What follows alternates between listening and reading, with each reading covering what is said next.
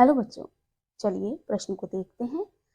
प्रश्न है, एक विलय वंधित पादप में यहाँ पर हमें 4 विकल्प दिए गए हैं। पहला विकल्प है प्ररोह पहले मरता है, दूसरा विकल्प है जड़ पहले मरती है, तीसरा विकल्प है प्ररोह और जड़ एक साथ मरते हैं, और चौथा विकल्प है ना तो जड़ मरती है और ना ही प्ररोह मरेगा, ना जड़ और ना ही प्ररोह मरेगा। तो बच्चों, यदि बात करें इस प्रश्न की मुख्य अवधारणा की, तो इस प्रश्न की मुख्य अवधारणा है वलय वंधित पादप। तो अब बात करते हैं वलय वंधित पादप की। तो देखो, वलय, यहाँ पर वलय का क्या अर्थ है?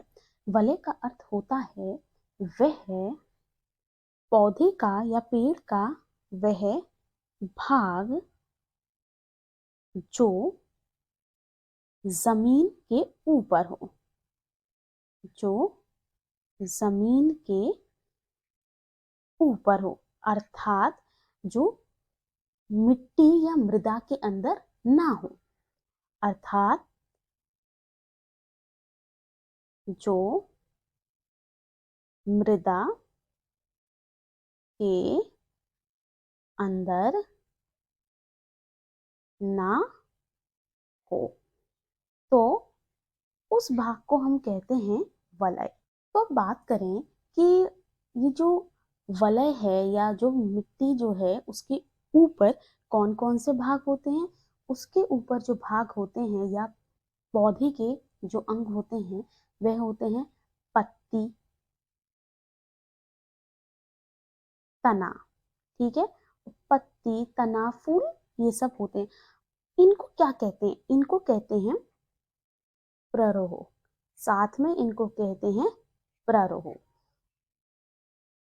तो यदि वो वलय वंधित पादप है तो उसमें क्या होगा? जो प्ररोह है या जो जड़ के ऊपर वाले जो भाग हैं जो मृदा के अंदर नहीं,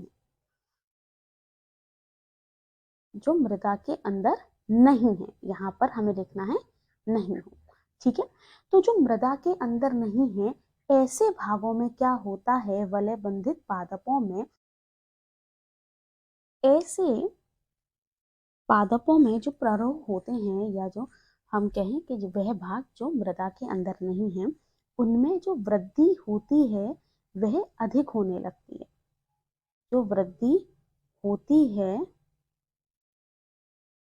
वह अधिक होती है, या हम कह सकते हैं कि जो जड़ वाला भाग है,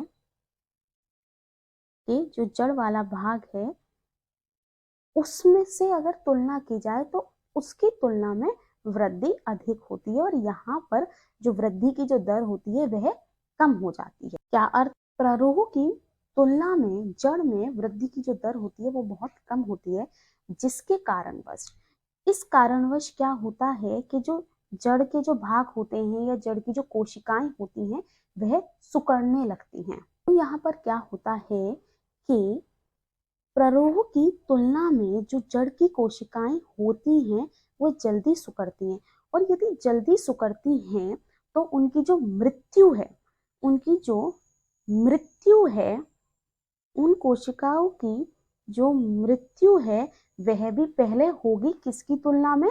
प्ररोह की तुलना में, ठीक है। किसकी मृत्यु पहले होगी? जड़ की,